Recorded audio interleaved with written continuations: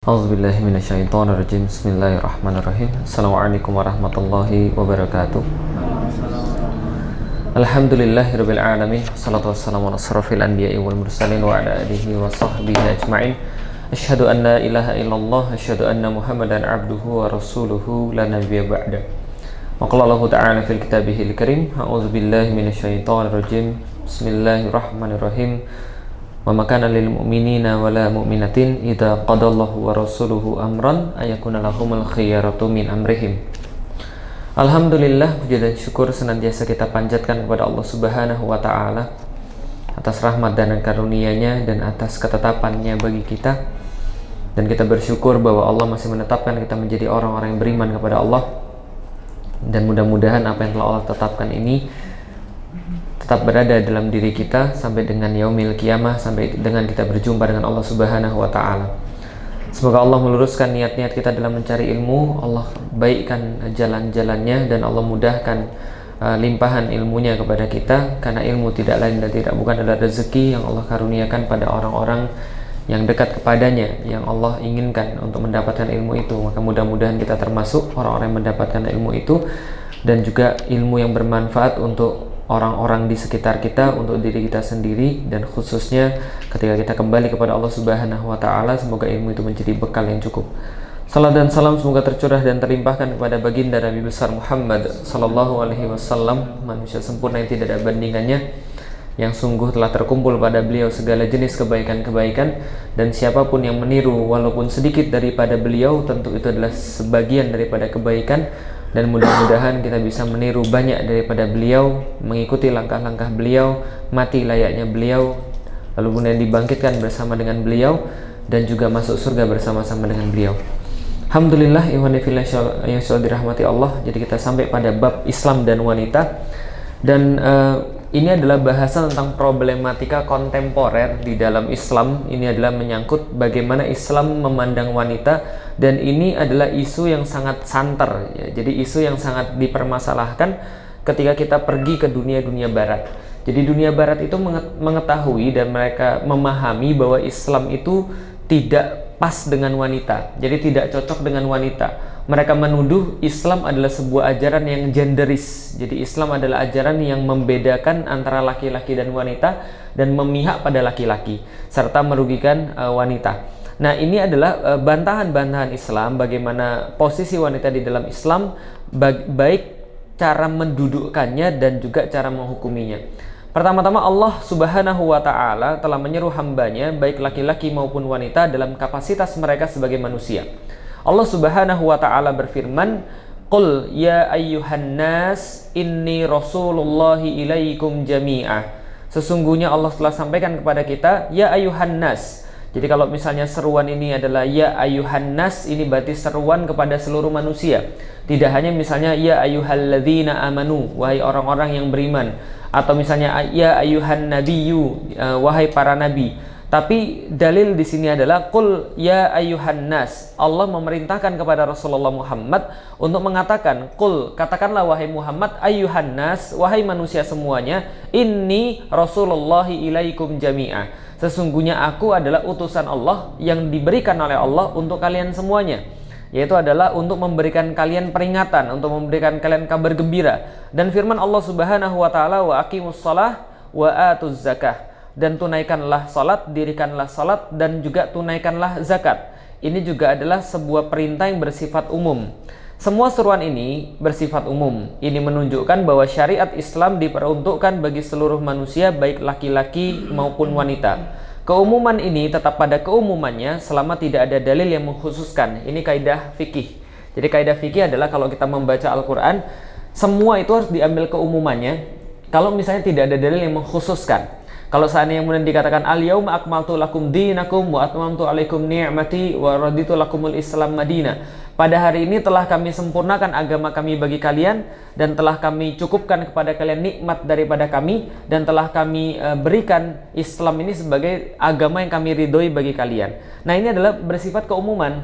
Kadang-kadang ada orang liberal yang kemudian menyampaikan, oh enggak, ini ayat termaktub dalam surat Al-Maidah misalnya. Surat Al-Maidah ini bercerita tentang makanan yang sebelumnya Allah katakan hurimat alaikum maitatu waddamu walamal khinzir dan sebagainya. Sesungguhnya telah diharamkan bagi kalian mayat, darah, dan juga lahmal khinzir, dan juga daging babi. Maka kemudian ini berkaitan kesempurnaan dalam bidang makanan. Salah besar. Lah kenapa? Dalil itu tetap dalam keumuman maknanya sampai dengan ada yang mengkhususkan lafaz itu atau mengkhususkan makna itu.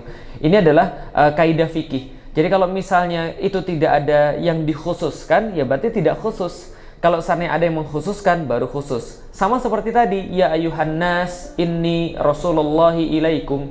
Sesungguhnya kami ini adalah utusan Allah yang diberikan pada kalian. Jami'a, semuanya. Juga ketika wa aqimus shalah wa atuz zakah, ini tidak ada pengkhususan. Bagi siapa yang diseru? Ya orang-orang yang beriman. Gitu kan ya. Yang dinamakan orang-orang beriman ya, dia harus melakukan salat dan juga menunaikan zakat. Zalikal kitabu la raiba fi hudal lil muttaqin. Nah, itu ada kekhususan. Kitab ini tidak ada keraguan di dalamnya, petunjuk bagi orang-orang yang bertakwa. Berarti akan menjadi petunjuk bagi siapa? Hanya orang bertakwa. Itu ada kekhususan. Ada lagi kekhususan, wa kullil mu'minat ayakhdudna min absarihinna wa yahfathna furujahunna wa la yubdina zinatahunna illa ma zahara minha. Ini juga ada kekhususan. Karena dikatakan wa kullil mu'minat, dan katakanlah kepada orang-orang yang mukminat. Nah, berarti ada kekhususan, mukmin nggak termasuk. Ayakhdudna min absarihinna, maka hendaklah mereka wanita-wanita menundukkan pandangan mereka, menjaga pandangan mereka daripada maksiat. Wa yahfazna furujahunna, dan menjaga kemaluan-kemaluan mereka. Wa la yubdina zinatahunna illa ma zahara minha, dan janganlah mereka menunjukkan perhiasan-perhiasan mereka kecuali ma zahara minha, kecuali apa yang biasa terlihat daripadanya. Berarti ini tidak termasuk laki-laki.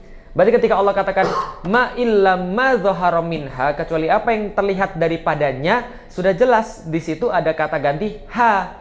Gitu kan ya, bukan pakai hum atau bukan pakai him. Kalau seandainya Allah pakai hum, pakai him, berarti itu laki-laki dan perempuan. Tapi kalau pakai ha, itu jelas bagi perempuan, maka tidak digunakan bagi laki-laki. Misalnya contoh apa nama, ya ayuhan nabiyyu kulli azwajika wa banatika wa nisa'il mu'minin ayudnina alaihinna min jalabibihinna. Hendaklah mereka menutupkan seluruh badannya dengan jalabib, dengan jilbab mereka. Artinya laki-laki nggak usah pakai jilbab. Lah kalau antum malah pakai jilbab malah haram. Paham ya? Jelas ya. Antum pakai kerudung ya malah haram, nggak boleh. Nah, karena itu ada dalil, ada kekhususannya. Maka karena khusus tidak bisa dibawa umum. Tapi kalau umum jangan dikhususkan, karena memang ini adalah perintah Allah Subhanahu wa taala yang bersifat menyeluruh. Wa aqimus shalah, dan kerjakanlah oleh kalian salah. Sudah saya sampaikan, kalau seandainya baca bahasa Arab itu, lihat siapa yang dituju. Di dalam bahasa Arab itu subjek, predikat, objek itu menyatu dalam satu kalimat. Ya, jadi harus diperhatikan baik-baik. Wa aqimus shalah, ini perintah. Wa aqimus shalah. Di situ ada wawunya ada alif belakangnya. Wa aqimus shalah. Nah, waw dan alif yang di belakangnya aqimu itu adalah berarti kalian semua. Siapa yang dituju? Yang baca. Siapa yang baca? Orang-orang beriman. Wa aqimus shalah wa atuz zakah, dan kalian tunaikanlah zakat. Jadi ini adalah perintah yang bersifat umum yang tidak dikhususkan. Meskipun demikian, seperti yang sudah saya jelaskan tadi, ada beberapa hukum yang dikhususkan untuk wanita dan tidak bagi laki-laki. Misalnya, wanita tidak boleh mengerjakan sholat pada saat datangnya haid dan nifas. Jangan ditiru. Itu bukan hadis untuk antum. Itu bukan dalil untuk antum. Misalnya contoh, kenapa nggak sholat? Itu karena istri saya haid. Ya kan istri antum yang haid, bukan antum. Nah, itu antum nggak boleh meninggalkan sholat kapanpun. Contoh lain, Islam telah menetapkan bahwa kesaksian seorang wanita saja sudah cukup dalam perkara-perkara yang urusannya tidak disaksikan kecuali oleh wanita. Misalnya seperti masalah keperawanan dan penyusuan. Selain itu juga beberapa hukum yang khusus untuk laki-laki seperti kewajiban sholat Jumat. Jadi ada beberapa kewajiban khusus untuk laki-laki, ada beberapa kewajiban khusus untuk wanita, ada kewajiban yang berlaku umum. Apa yang kewajiban yang berlaku umum? Banyak. Misalnya tadi melakukan salat, melakukan puasa pada bulan Ramadan, seperti membayar zakat gitu kan ya. Lalu kemudian taat pada Allah dan Rasulnya. Itu semua adalah hukum yang bersifat umum buat laki-laki dan wanita. Adapun khusus untuk laki-laki seperti kewajiban sholat Jumat gitu kan ya, jihad fisabilillah, apalagi misalnya sholat di masjid gitu kan ya, sunnah muakkadah lah, maka ini adalah kewajiban yang khusus diberikan atau perintah yang dikhususkan bagi laki-laki. Allah Subhanahu wa taala berfirman, "Wa min kulli syai'in khalaqna zaujain." Dan pada setiap segala sesuatu kami ciptakan zaujain, mereka berpasang-pasangan. Untuk apa? La'allakum tadzakkarun, supaya mereka semua bersyukur kepada Allah dan mengingat Allah Subhanahu wa taala. Artinya, tidak sama sekali Islam dari pandangan awal ini mendiskriminasi siapapun. Tapi Islam berusaha untuk mendudukkan bahwa keduanya adalah hamba Allah. Yang membedakan apa? Yang membedakan hanya taklif hukum. Berbeda dengan misalnya contoh feminisme, seperti yang sudah saya jelaskan berkali-kali. Feminisme ini muncul di Barat, tidak muncul di dunia Arab. Nah, kenapa munculnya di Barat? Karena orang-orang Barat yang paling merasa bahwa perempuan itu didiskriminasi. Contoh misalnya, kadang-kadang kita melihat banyak sekali hal-hal yang bertentangan di Barat. Misalnya contoh, mereka bangun mereka bangun sebuah patung di atas gedung putih. Mereka namakan patung itu patung kesetaraan. Tapi tahu yang bangun siapa? Yang bangun budak. Jelas ya, budak-budak kulit hitam. Maka banyak sekali orang-orang kulit hitam yang mati ketika bangun rotunda. Tahu rotunda? Kubahnya gedung putih tahu? Yang tinggi banget itu rotunda namanya. Itu rotunda itu saking besarnya itu kalau misalnya kita taruh patung Liberty di situ, patung Liberty-nya muat. Tapi berapa banyak kemudian yang mati gara-gara bangun itu? Banyak sekali. Ribuan orang mati. Dan itu kulit hitam semua. Jadi mereka bangun tugu kebebasan, tapi dengan perbudakan. Mereka bilang bahwa mereka itu adalah negara paling bebas, tapi perempuan nggak boleh jadi presiden. Sampai dengan sekarang. Gitu kan, sampai kayak kemarin, Hillary Clinton vs Donald Trump gitu misalnya kan ya. Nah, tapi yang ternyata yang terjadi adalah masih tetap mereka patrilineal.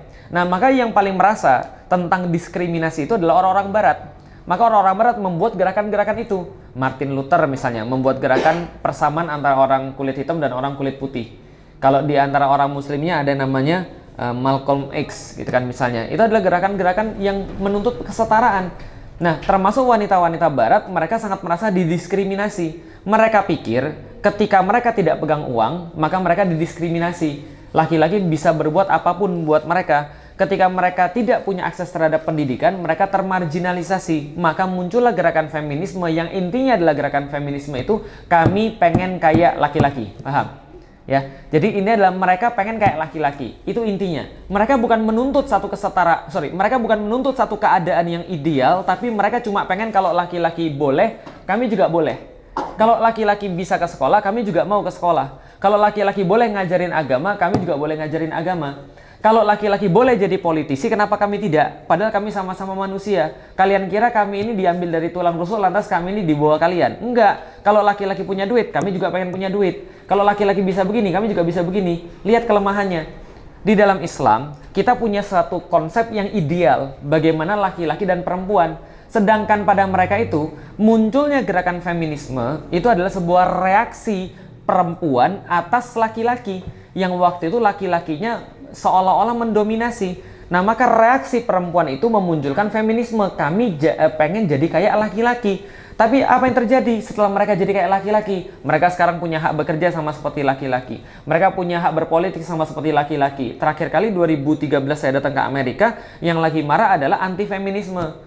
Jadi anti-feminisme ini apa? Kami nggak mau lagi kayak laki-laki. Lah kenapa? Karena mereka sekarang ngerti. Kami pengen menyaksikan anak kami main baseball dan kami nggak bisa ngulangi lagi kejadian seperti itu. Kami pengen menyaksikan anak kami bertanding basket dan kemudian mendampingi mereka. Kami pengen ada di sisi mereka ketika mereka megang piala. Kami menyaksikan anak-anak kami broken home gara-gara kami nggak ada di rumah. Kami titipkan pada pembantu. Pulang-pulang anaknya bilang apa? Hey old man gitu kan ya, misalnya pada orang tuanya, pada bapaknya, pada ibunya dia bantah dan sebagainya. Ini yang terjadi, seks bebas dan sebagainya. Mereka kehilangan institusi keluarga. Ketika mereka kehilangan institusi keluarga, sekarang mereka bentuk anti-feminisme, melawan isu-isu feminisme yang sempat mereka gelontorkan sendiri. Tapi mereka curang. Sekarang mereka bilang, kami nggak mau lagi kayak laki-laki, tapi pendapatnya masih tetap mau sama dengan kayak laki-laki. Contoh misalnya, kami mau kerjanya sekarang bukan 8 jam, tapi 4 jam, tapi gajinya 8 jam. Paham? Nah, itu feminisme sekarang begitu, anti-feminisme. Nah, ini nggak jelas. Kenapa? Karena mereka awalnya sudah niatnya salah. Niatnya pengen sama kayak laki-laki. Di dalam Islam, kita tidak mengatakan bahwa laki-laki itu adalah contoh dan standar, sehingga seorang wanita harus sama kayak laki-laki. Tapi di dalam Islam, wanita punya porsi, laki-laki punya porsi, sehingga tidak ada yang perlu untuk diperdebatkan. Sehingga tidak pada yang perlu dipersamakan. Lo sama gimana? Orang bukan apple to apple, gitu kan ya. Laki-laki dan perempuan kan nggak apple to apple. Antum mau nyamain apa? Gitu kan ya. Mau nyamain larinya sama? Nggak bisa. Mau nyamain antum ngurus anak? Ya nggak bisa. Sampai kapanpun ya perempuan ngurus anak lebih baik daripada laki-laki. Gitu kan ya. Sampai kapanpun laki-laki nyari duit lebih bagus daripada perempuan. Itu sampai kapanpun. Lah kenapa? Karena sudah secara fitrahnya seperti itu. Dan fitrah itu tidak bisa diganti. Gitu kan ya. Hanya saja ada beberapa hal yang memang kadang-kadang kita tuh termakan dengan yang namanya gender itu juga. Misalnya contoh, ketika di rumah segala macam harus dikerjain oleh perempuan, itu juga tidak betul.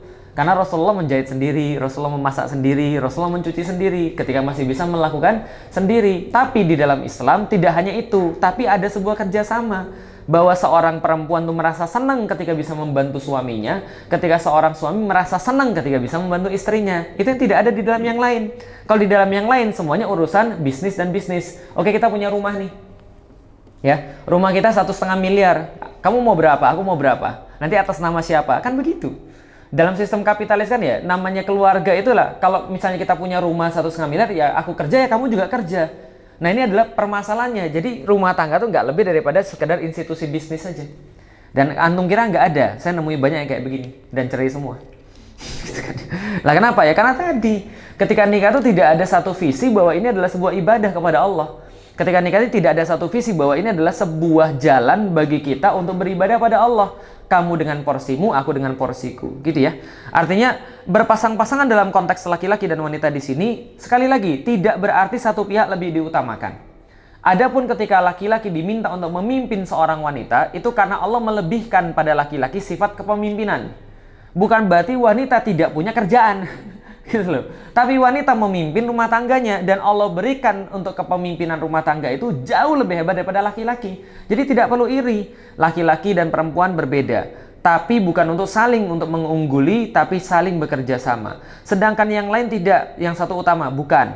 Akan tetapi keduanya merupakan dua sisi yang saling melengkapi. Sama-sama ada akal, sama-sama punya naluri-naluri dan kebutuhan jasmani atau keperluan jasmani.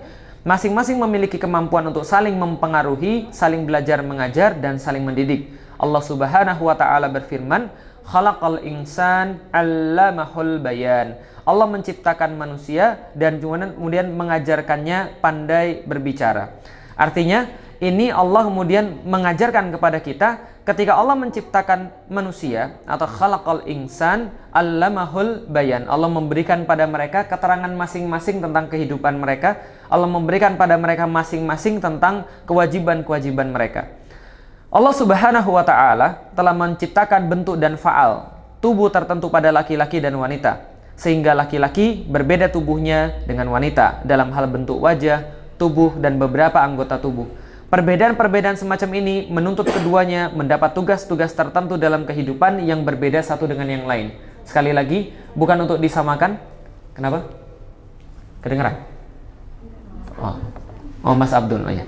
Jadi sehingga laki-laki berbeda dengan wanita. Jadi tidak untuk diperkompetisikan, tidak. Karena memang bentuk tubuhnya mereka berbeda, tugas-tugasnya juga berbeda. Terlebih lagi, hal-hal yang di dalamnya terdapat perbedaan dalam hal pembentukan moral. Oleh karena itu, menuntut kesetaraan pada keduanya, laki-laki dan perempuan dalam segala hal merupakan tindak kezoliman terhadap salah satu daripada kedua pihak tersebut.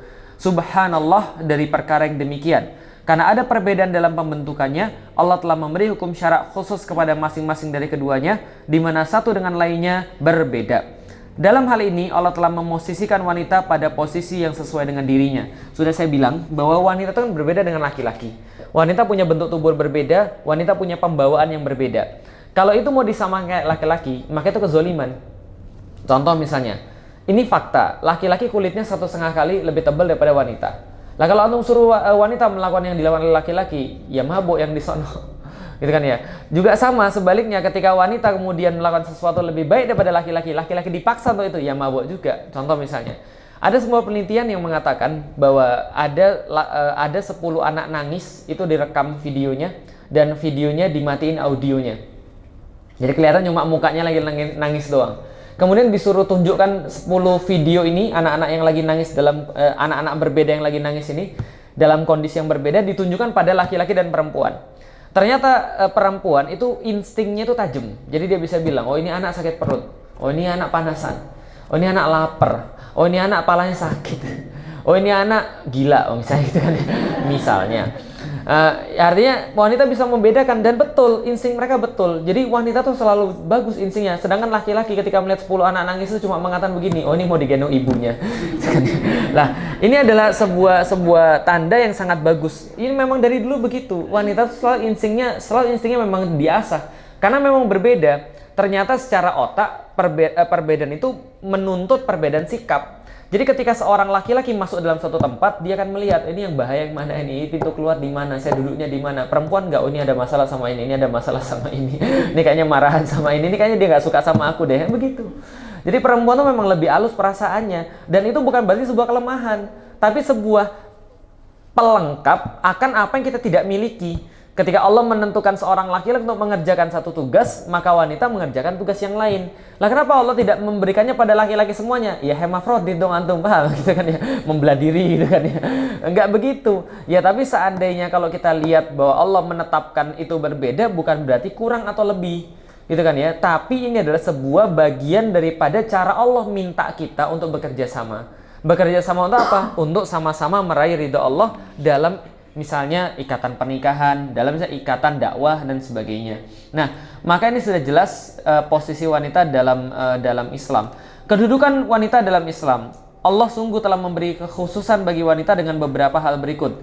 1. Islam telah memberikan sepenuhnya kepada wanita tanggung jawab pengaturan rumah dan pendidikan anak kepada wanita.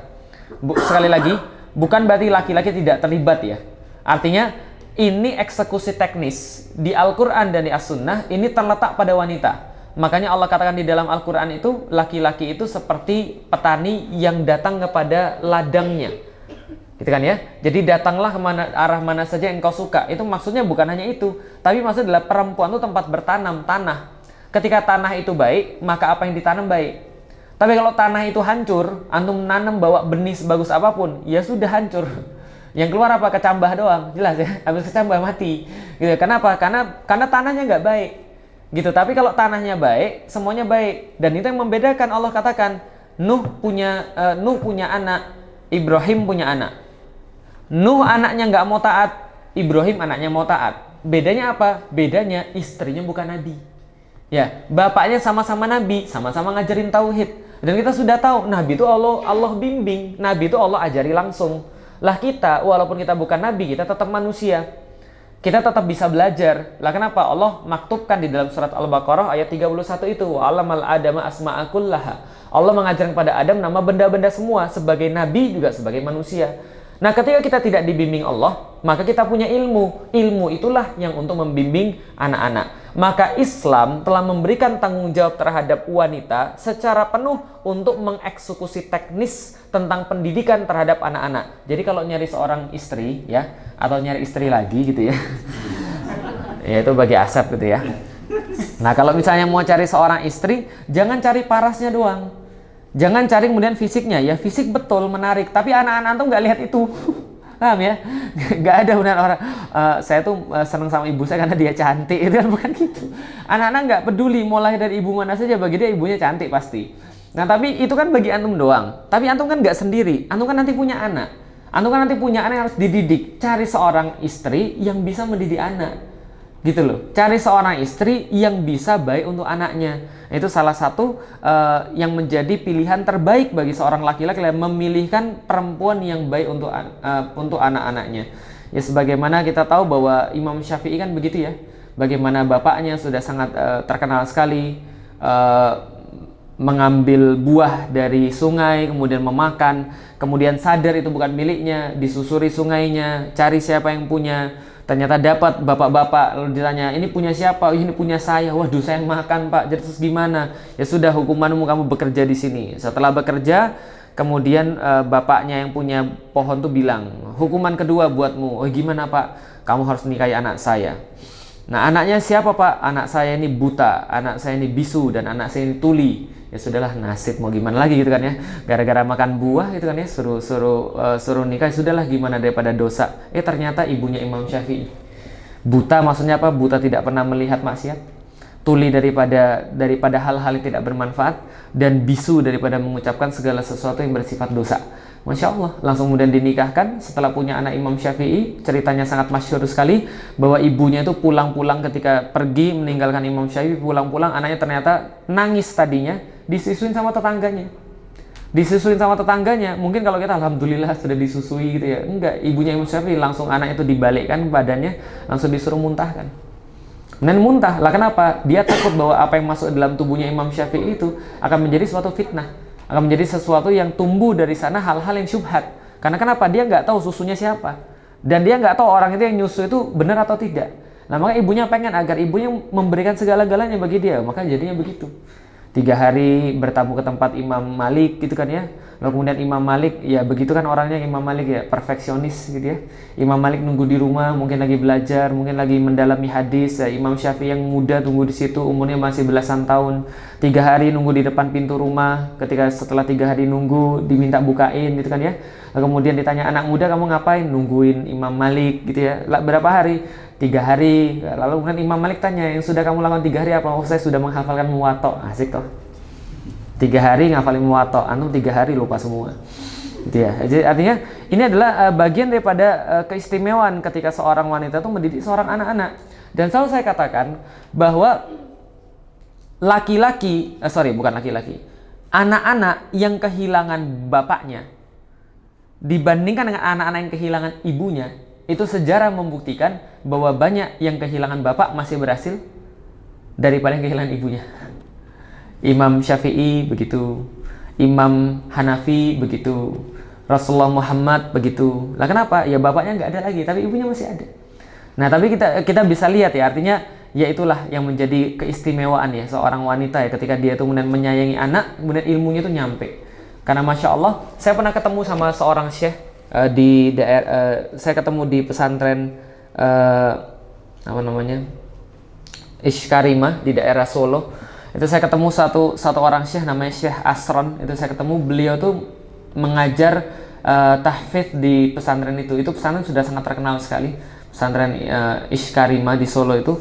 Saya kemudian datang ke sana dan kemudian ketemu dengan syekhnya langsung. Beliau tuh membicarakan satu hal yang sangat mengejutkan bagi saya. Ternyata ibunya tuh cuma hafal 3 surat Qul dalam hidupnya. Qul huwallahu ahad, Qul a'udzu birabbin nas, sama Qul a'udzu birabbil falaq. Cuma hafal 3 Qul itu. Dia bilang sama saya sendiri, ibu saya tuh cuma hafal 3 Qul itu.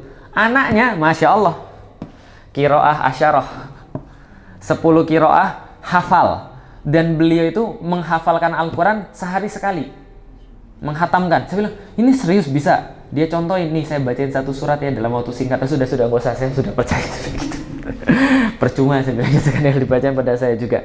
Artinya dia cerita lah, terus gimana seorang ibu yang cuma menghafal 3 Qul ini bisa menghasilkan anak yang tahfidz umur 13 dia sudah tahfidz qiraah asyarah. Jadi 10 bacaan, bukan 1 bacaan aja. 1 bacaan aja masih berlepotan gitu kan. Nah ini 10 bacaan bro, gitu kan ya, 10 bacaan dan 10 lahjah itu kemudian dia bisa kemudian hafalkan di luar kepala, bukan di luar kepala, di dalam kepalanya. Nah gitu ya. Lah kenapa? Dia cerita begini, ibu saya cuma hafal 3 Qul, tapi dia tidak berhenti, sabar sekali untuk memurojaah hafalan-hafalan saya. Setiap kali saya pulang dari syekh saya, kemudian dia memurojaah hafalan-hafalan saya. Dia buka Al-Quran, dia perintahkan saya duduk di depannya, dia kemudian perintahkan saya untuk membaca, sementara dia pegang mushaf itu. Ibunya 3 Qul, anaknya Masya Allah, anaknya qiraah asyarah. Nah jadi jangan remehkan ya, kasih sayang seorang ibu, doanya itu pengaruhnya besar sekali. Nah tapi yang doa juga harus benar.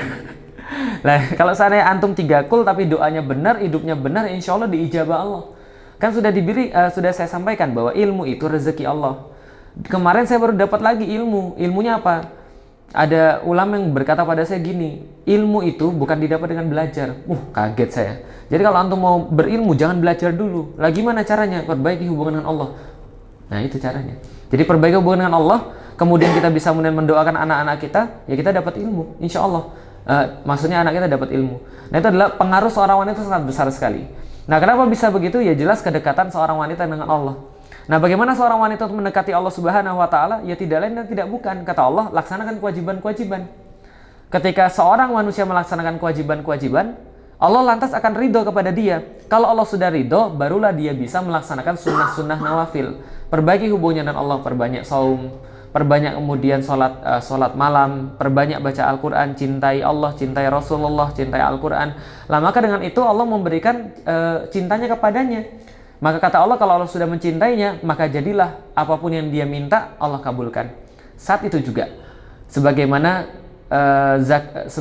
Nabi Ayub. Ya, Nabi Ayub itu kan ketika sakit, itu kan beliau itu kan sakit kan umur 30-an ya. Jadi sekitar 30-an tahun sudah menerima nikmat daripada Allah. Kemudian sakit 7 tahun ya, sakit parah sekali. Sakit apa? Sakit kulit. Enggak ada yang bilang sakit kulit ya. Dalilnya itu memang sakitnya parah, tidak pernah dialami manusia. Jadi antum bisa bayangkan, dia kaya raya, dia punya banyak anak, anaknya ada 6, anaknya ada 12, anaknya mati semua. Antum bisa bayangin ya, anaknya mati semua, kerajaan bisnisnya habis semua. Jadi kaya raya, itu ternaknya itu ratusan, habis semua, mati semua ternaknya. Jadi ketika dia sakit pertama itu, ketika dia menderita sakit, apa yang dia lakukan? Dia ibadah 2 kali lipat. Ketika dia ibadah 2 kali lipat, anaknya mati semua. Setelah anaknya mati semua, dia ibadah lagi 2 kali lipat lagi. Habis semua hartanya, dia ibadah 2 kali lipat lagi daripada itu. Sampai pada satu titik di mana kemudian Allah memberikan sakit itu, kemudian istrinya berkata kepada dia, wahai suamiku, engkau ini kan sudah sakit lama. Kalau engkau ini minta pada Allah, Allah pasti nggak mungkin menolak permintaanmu. Pasti mengabulkan permintaanmu. Kamu minta dong agar sakitmu ini hilang. Apa kata Nabi Ayub? Wah, saya malu. Saya malu sama Allah, saya baru sakit 7 tahun, saya sudah minta sama Allah, padahal saya dikasih nikmat 30 tahun. Nantilah kalau sudah sama-sama 30, saya baru minta.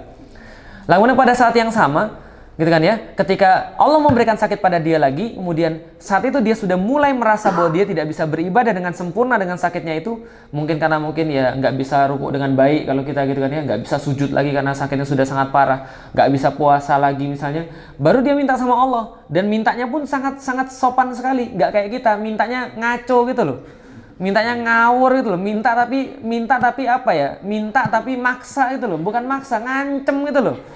Ya lo kalau aku dikasih ini nanti aku begini, terus kamu siapa itu ya?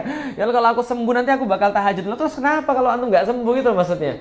Jadi minta kok ngancem, enggak, dia cuma ngomong begini, ya Allah aku benar-benar merasa sakit, kalau begini aku nggak bisa beribadah ya Allah. Dan engkau tahu keadaan aku seperti apa, gitu aja. Cuma ngomongnya gitu, langsung apa yang terjadi? Allah katakan Allah sembuhkan langsung ketika dia sholat itu. Jadi ketika dia sholat minta sama Allah, Allah sembuhkan ketika dia masih berdiri. Sama seperti Nabi Zakaria ketika dia berkata, Rabbi habli minas solihin.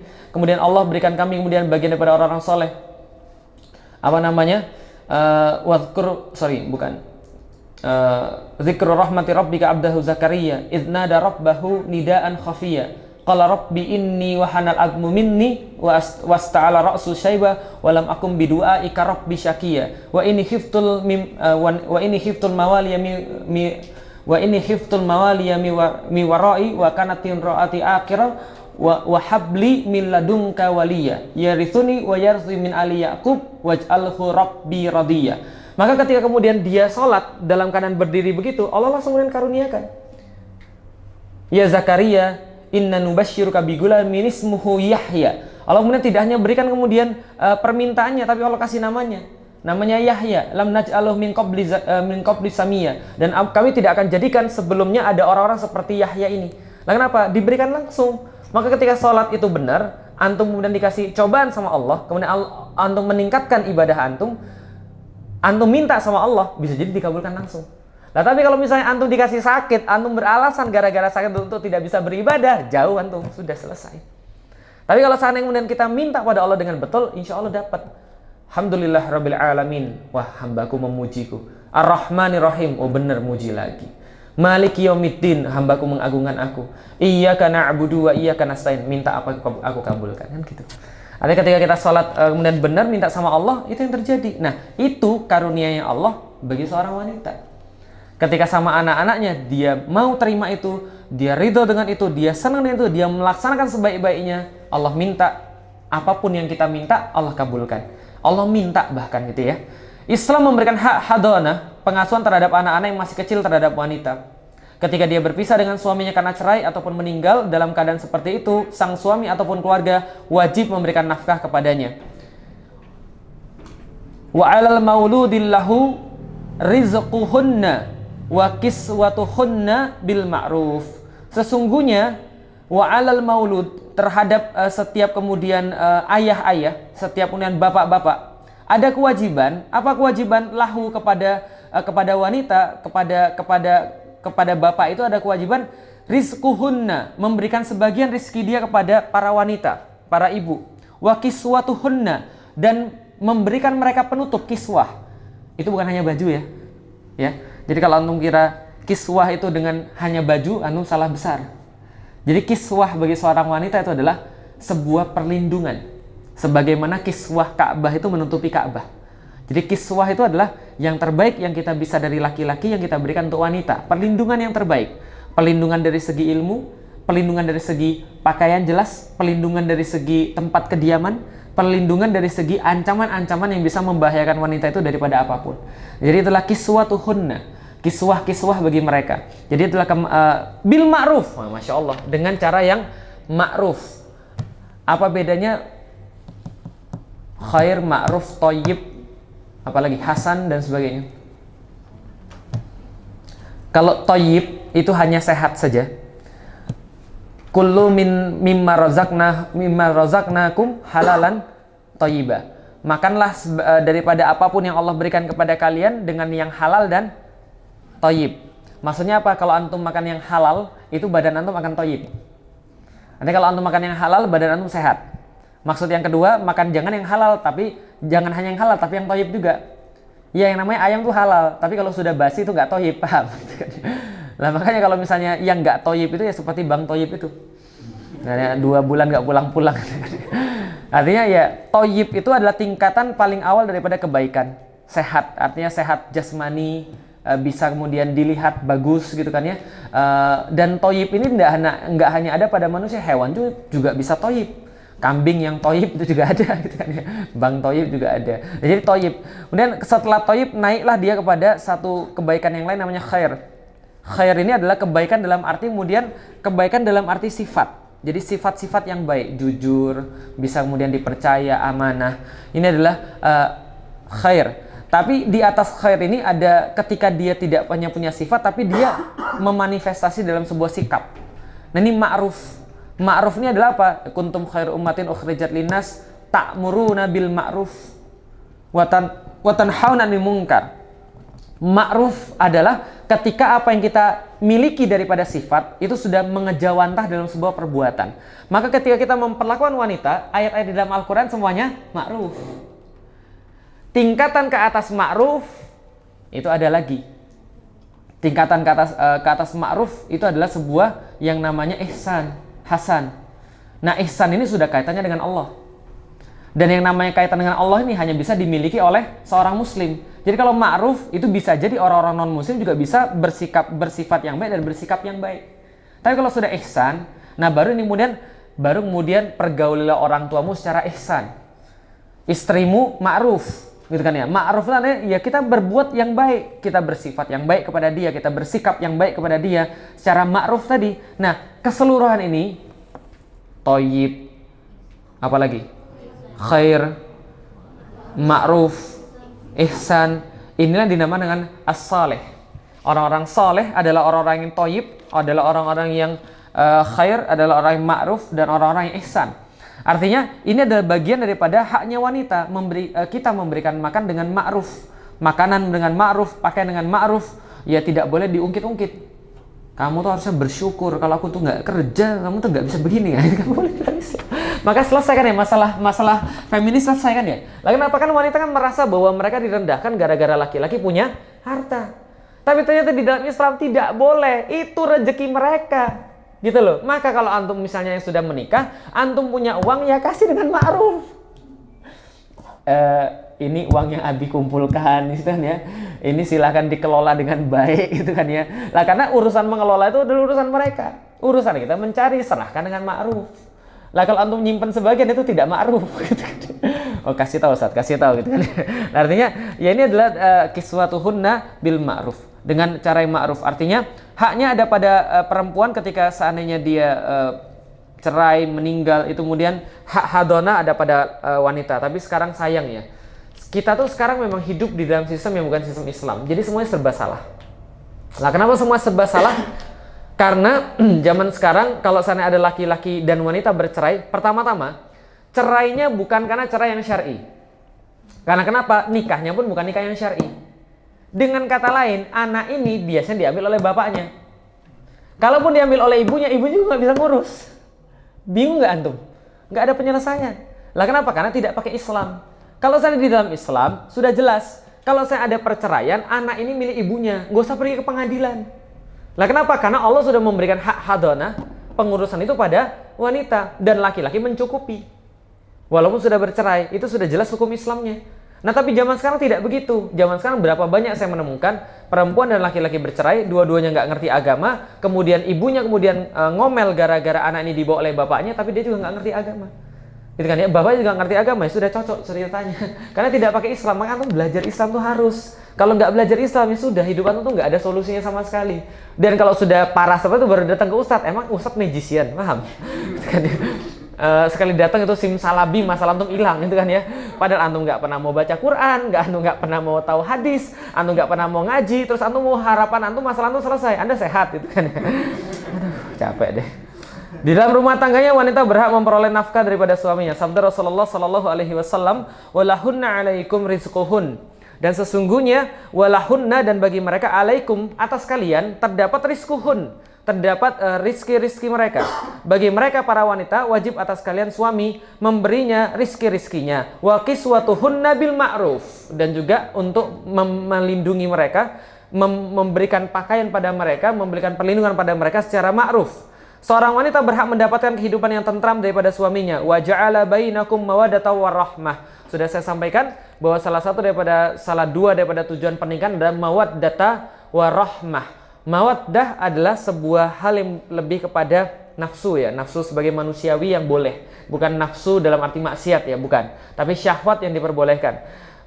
Dan juga rahmah, kasih sayang, ada kelembutan di situ yang harus ada kemudian kata-kata yang baik gitu kan ya, tidak boleh ada kemudian saling menyakiti, itu kan semua sudah jelas. Bahwa sudah jelas di dalam wanita itu ya, kalau seandainya wanita bersalah, laki-laki kemudian memperingatnya dengan baik. Kalau laki-laki yang salah, wanita juga memperingatkan dengan baik. Bahwa ini dinamakan dengan rahmah, kasih sayang. Kasih sayang itu adalah menginginkan kebaikan, bukan membuktikan bahwa gue benar.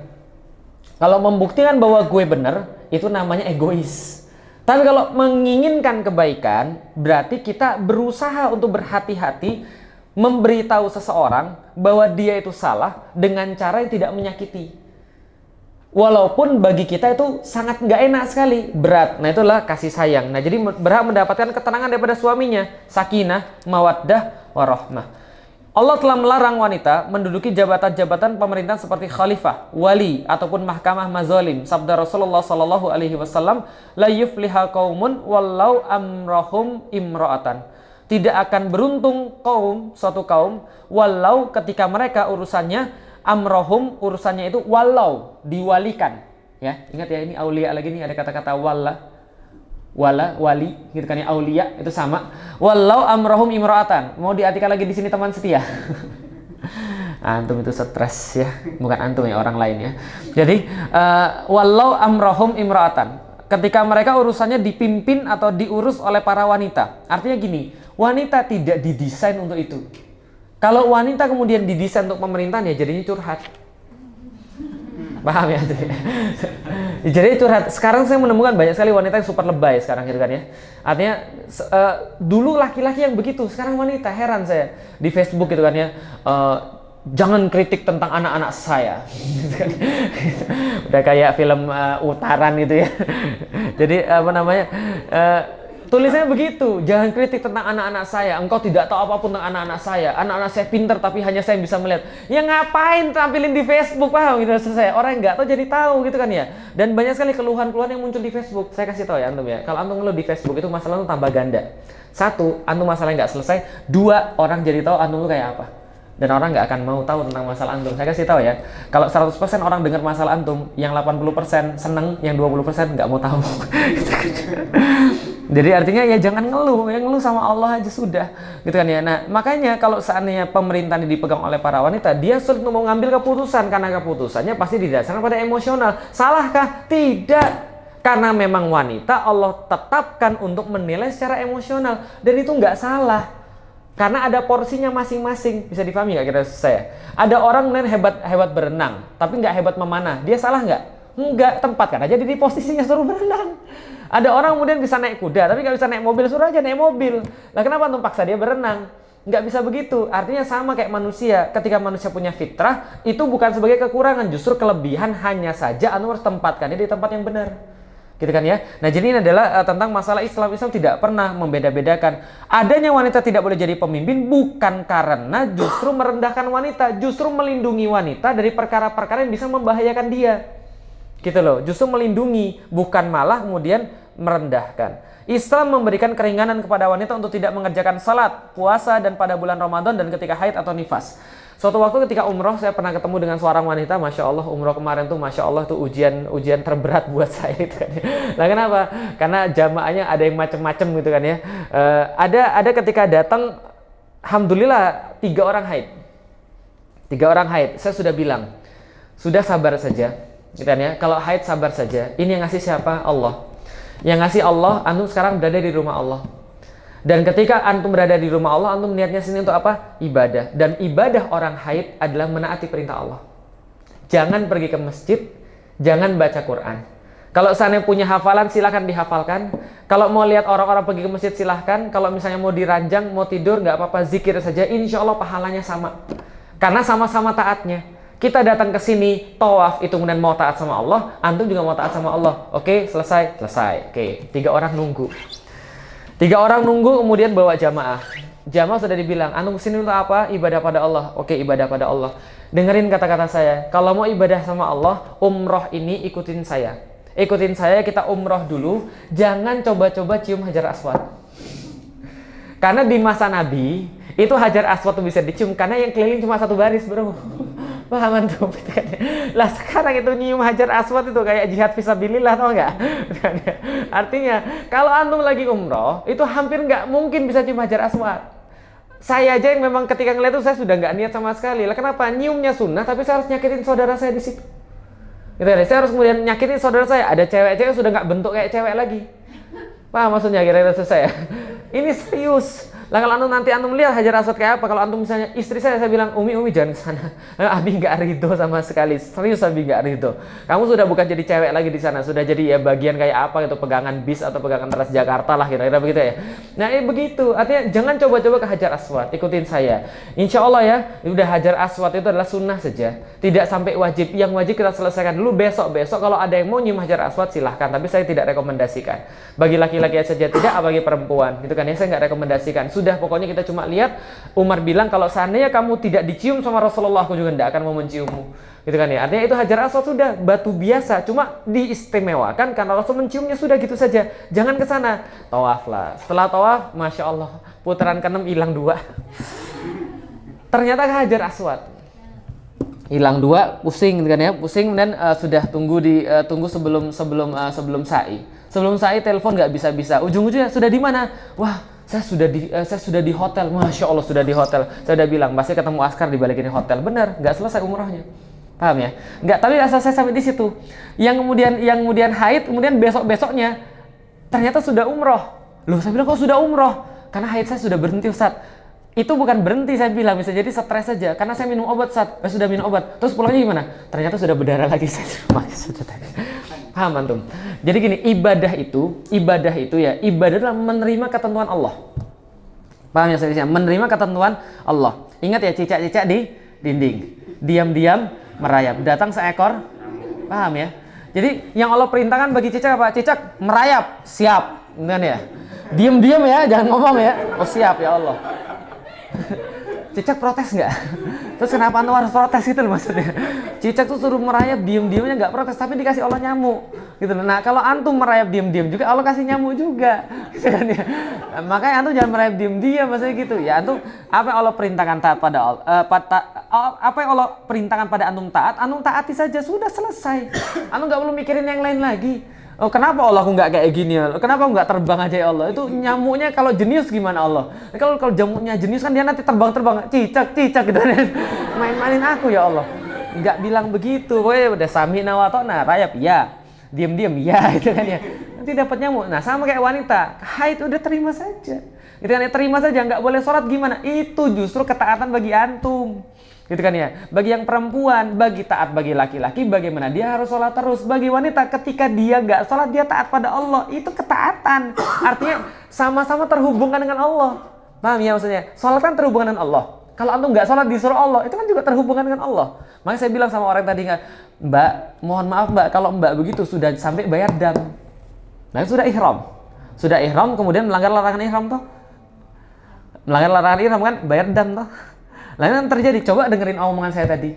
Omongan saya adalah kalau seandainya kemudian sudah ambil mikot, sudah ihram, dalam keadaan ihram, lalu kemudian kita haid, sudah nggak apa-apa, biarin saja. Istri saya juga begitu kemarin, dan saya bilang sudah, Umi gak usah makan obat apapun, terima saja dari Allah. Kalau Allah pengen Allah selesaikan itu haidnya, ternyata betul hari terakhir selesai. Nah ternyata kalau nggak selesai pun gimana? Ulama sudah ada fatwanya. Kalau seandainya sampai hari terakhir meninggalkan kota Makkah, haidnya belum selesai, maka umrohlah dalam keadaan haid. Karena itu sudah masuk bimas tatoktum. Tapi harus ada sampai yang paling maksimal dulu. Paham nggak? Ketaatan itu kan sampai maksimal. Sampai maksimal dulu. Setelah nggak ketemu solusinya, sudah umroh lah. Karena kita nggak mungkin mundurin pesawat kita. Gitu kan? Dan kita nggak mungkin balik lagi dalam waktu dekat. Maka kita harus menyelesaikan umroh kita di sana. Insya Allah ulama bilang sah. Dan diterima oleh Allah insya Allah. Nggak apa-apa Ustaz, kemudian masuk dalam Masjidil Haram masih dalam keadaan haid. Ulama sudah berfatwa. Nggak apa-apa, asal kita memastikan bahwa itu nggak keluar. Gitu kan ya, dan sekarang sudah banyak kan ya. Nah itu yang terjadi. Nah makanya Islam tuh pasti punya solusi. Tapi bagi wanita taat pada Allah itu yang terbaik dalam segala keadaan. Baik ketika Allah memberikan keringanan pada mereka salat, untuk tidak salat pada waktu haid, dan puasa pada bulan Ramadan ketika haid atau nifas, dinikmati. Karena itu bagian ketaatan pada Allah. Alhamdulillah ya Allah, aku sekarang lagi menaati perintahmu dengan tidak sholat, gitu kan ya. Nah laki-laki nggak bisa begitu, gitu kan ya. Menaati perintah dengan tidak sholat, ngawur, gitu kan ya. Jadi, nah itu adalah nomor 6. Nomor 7, Islam menerima kesaksian seorang wanita pada perkara-perkara yang tidak dapat ketahui kecuali oleh wanita saja. Kecuali seperti masalah keperawanan dan masalah persusuan. Di samping itu, Islam menuntut kesaksian 2 orang wanita sebagai ganti daripada 1 orang laki-laki dalam persoalan muamalat dan ukubat. Artinya gini, dalam satu permasalahan, Islam tahu bahwa perempuan itu kan sudah ditempatkan dalam posisinya. Ketika perempuan sudah ditempatkan pada posisinya, maka dia diperkirakan bahwa dia tidak akan menyaksikan kejahatan-kejahatan yang biasa disaksikan oleh laki-laki. Pembunuhan, pencurian, apalagi pemerkosaan dan sebagainya. Nah, maka Islam menerima kesaksian pada perempuan 2 kali lipat laki-laki. Karena kenapa? Karena yang biasa menyaksikan adalah laki-laki. Kalau seandainya 1 laki-laki hilang, gantinya 2 wanita. Artinya begini, kesaksian 2 wanita sama seperti dengan kesaksian seorang laki-laki. Lah kenapa? Karena wanita-wanita berada dalam hal-hal pada tempat-tempat yang memang biasa tidak mereka menyaksikan hal-hal seperti itu. Tapi laki-laki biasa menyaksikan. Maka Allah memberikan keadilan seperti itu tadi. Tapi dalam perkara-perkara di mana kesaksian itu harus diberikan oleh seorang wanita, misalnya masalah keperawanan. Saya kalau dalam peradilan itu misalnya harus dibuktikan orang ini perawan atau tidak perawan, misalnya pemeriksaan atas kemudian kehamilan dan sebagainya, itu adalah ada pada wanita. Nah maka wanita-wanita kesaksiannya diterima dalam perkara-perkara khusus seperti ini. Artinya apa? Sekali lagi, semua ini untuk menunjukkan bahwa Islam tidak pernah mendiskriminasi antara laki-laki dan wanita. Artinya bagi wanita ada bagian mereka, bagi laki-laki ada bagian mereka. Bagi laki-laki ada piala sendiri, bagi wanita ada piala sendiri. Jadi tidak perlu berebut. Laki-laki berebutnya jadi soft yang paling depan, perempuan berebutnya jadi soft yang paling belakang. Laki-laki berebutnya jihad fisabilillah, perempuan haji yang mabrur. Gitu kan ya. Perempuan kemudian berlomba-lomba untuk kemudian menjadi pemimpin rumah tangga, laki-laki menjadi pemimpin bagi kaumnya. Artinya tidak ada kemudian di antara mereka saling berkompetisi. Sebagaimana kemudian zaman dahulu ya tidak dipermasalahkan demikian karena memang tidak ada masalah. Seorang laki-laki biasa saja ketika harus belajar dari seorang wanita. Para sahabat-sahabat biasa saja ketika harus mengambil hadis daripada Aisyah dan hadisnya diakui dan hadisnya menjadi hadis terbanyak setelah Abu Hurairah. Lah kenapa? Karena beliau Bunda Aisyah itu paling banyak meriwayatkan hadis ketika Rasulullah sedang sendiri atau ketika Rasulullah sedang di rumah, gitu kan ya. Sebagaimana kemudian ada orang yang kadang-kadang berdebat, contoh ya, kalau doa sebelum makan apa? Allahumma barik lana. Pernah nggak dibid'ahkan gara-gara ngomong Allahumma barik lana? Biasanya nanti rame pas puasa besok. Jadi nanti beredar hadis-hadis kayak begitu, gitu kan ya, yang orang-orang baru belajar 1-2 gitu ya, kemudian sudah merasa sudah hebat terus nantangin semua, bid'ahin semua gitu ya, kemudian mengatakan bahwa doanya bukan Allahumma barik lana, Tapi doanya adalah bismillah, sudah gitu saja. Karena Rasul mengucapkan hadisnya bismillah. Kalau bismillahirrahmanirrahim bid'ah. Gak boleh. Kenapa? Ada tambahan. Karena Rasul bilang bismillah saja. Oh gitu. Kalau gitu gimana? Allahumma barik lana. Apalagi gitu kan ya? Loh, salah. Jadi gini ceritanya. Salat zuhur, salat sebelum zuhur 2 rakaat atau 4 rakaat? 2 rakaat atau 4 rakaat? 2 rakaat siapa? 4 rakaat siapa? Nah, maka dilihat dulu. Rasulullah itu rumahnya kan kita sudah tahu, sebelahnya masjid. Jadi kalau ibarat sini kelihatan jauh kayaknya. Nah, ini rumah Rasul. Nah, itu masjidnya Rasul di situ tuh, di dekat mobil. Ya. Jadi ketika Rasulullah itu di rumah, ketika misalnya azan berkumandang, beliau sholat kadang-kadang di rumah dulu. Baru keluar. Kadang-kadang di luar dulu, sholat sebelum zuhurnya, dan itu berbeda-beda, sama kayak bismillah tadi. Ternyata kalau Aisyah meriwayatkannya Allahumma barik lana. Dan ketika Abu Hurairah mendengar itu mendengarnya bismillah. Berarti dua-duanya boleh, paham maksud saya kira-kira. Yang nggak boleh misalnya adalah yang selain itu. Misalnya kalau antum misalnya mau doa apapun ya boleh-boleh saja sebenarnya. Lah kenapa? Itu kan doa. Yang nggak boleh itu yang nggak berdoa, jelas gitu kan ya. Karena makanya itu berarti sama syaitan kan itu kan ya. Nah jadi jelas bismillah Allahumma barik lana itu sama-sama dari Rasul. Bedanya apa? Bedanya Aisyah meriwayatkan ketika sama Rasul lagi sendirian yang mungkin tidak didengar oleh para sahabat. Tapi ada yang lain yang didengar oleh para sahabat, tapi bukan berarti yang dari Aisyah salah. Lah kenapa? Para sahabat mempercayai itu. Jadi tidak ada masalah dulu ketika sahabat berbicara mempelajari hadis-hadis dari Bunda Aisyah. Dan tidak ada masalah pada saat itu perempuan-perempuan berbicara dengan Rasulullah.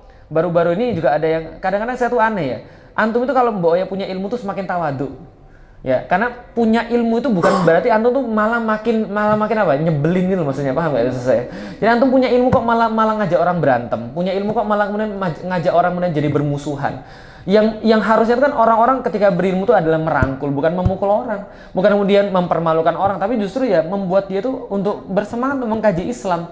Tapi kadang-kadang ya, kayak kemarin saya posting kajiannya Ustadz Fatih Karim, misalnya kajian Islamic Business Coaching misalnya atau apa, di bawahnya tulisan begini, Ustadz sejak kapan di zaman Rasulullah ada orang-orang yang mencampur adukan antara laki-laki dan perempuan dalam satu majelis?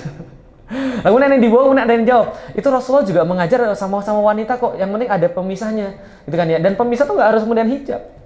Nah, pemisah bisa depan belakang seperti ini, bisa kiri kanan dan sebagainya, itu bisa jadi seperti itu. Lalu kemudian ditampil lagi dalil-dalil yang lain ya. Kalau misalnya mau cari yang nggak ada di zaman Rasul ya banyak. Facebook juga nggak ada bro, gitu kan ya. Ada yang bilang kemudian, Ustaz, emang sudah tegak khilafah gitu ya? Saya bilang orang kadang-kadang itu ya, antum ini ngaji bukannya malah bener gitu kan ya. Lalu saya balasan, akhi hati-hati. Kalau komentar itu hati-hati, jangan sampai ada hasad. Jangan sampai justru ilmu itu menyesatkan kita. Jangan sampai kalau justru kita komentar, justru komentar kita jadi dosa. Balasannya, Rasul tidak pernah suruh mengerjakan kewajiban khilafah, tapi tauhid. Loh terus lu ngapain di sini? Gitu kan ya. Sana dakwah pada orang, sana tauhid itu harus gitu kan ya. Saya cuma saya tuh nggak bisa bilang begitu gitu kan. Aduh, itu kan ya. Kadang-kadang ya orang memang banyak nggak sehat gitu kan. Ngaji antum malah komentarin orang terus kemudian buat orang sakit hati gitu kan ya. Belum tahu aja pernah makan sendal rasa cireng gitu ya. Ya. Aduh, ya dan saya bilang, ya kalau memang menurut tauhid itu bermasalah ya antum ngomong loh tauhid masalahnya di mana gitu kan maksudnya. Ya jangan kemudian langsung tiba-tiba ya itu tadi yang saya bilang zaman sekarang orang soto itu kan ya. Saya jelasin, namanya akidah itu dapatnya lewat jalur berpikir. Balasannya Masya Allah, balasannya, itu menyalahi salafus soleh itu kan ya. Namanya akidah itu dapatnya dari dalil-dalil nakli. Yang namanya wahyu itu di atas akal. Capek deh gue bahas akidah, kok dia bahas syariat itu kan ya. Ada kadang-kadang ya, makanya kalau berilmu itu mbok ya makin tawadu gitu kan ya. Artinya makin menyadari bahwa kita tuh ya sebenarnya nggak ada apa-apanya. Kadang-kadang Allah itu memberikan bagi kita ilmu itu adalah bukan untuk kita, tapi adalah titipan bagi orang lain. Jadi kalau artinya ilmu itu sudah membuat kita tuh merasa penuh, itu benar-benar musibah itu. Dan seolah-olah kita kemudian bisa mendebat siapapun atau bisa kemudian mengalahkan siapapun dengan ilmu yang kita punya. Enggak seperti itu caranya. Tapi ilmu itu untuk memberikan cerahnya pada manusia. Sebagaimana nasihat Waqi kepada Imam Syafi'i bahwa sesungguhnya ilmu itu adalah cahaya. Cahaya itu menerangi. Saling menerang itu apa? Yang tadinya nggak kelihatan jadi kelihatan, yang tadinya musuhan jadi temenan, yang tadinya bukan temen gitu kan ya, jadi kemudian kawanan, yang tadinya nggak ngasih makan jadi ngasih makan, yang tadinya nggak pernah sedekah jadi sedekah, yang tadinya nggak pernah sholat malam jadi sholat malam, yang tadinya nggak peduli dengan sesamanya jadi peduli, yang tadinya nggak peduli dengan dunia jadi peduli. Itu ilmu. Kalau sana antum dapatnya bukan itu, ya berarti ya tadi antum tidak sehat berarti gitu kan. Baik, saya rasa itu saja yang bisa saya sampaikan. Ada pertanyaan silahkan. Ada?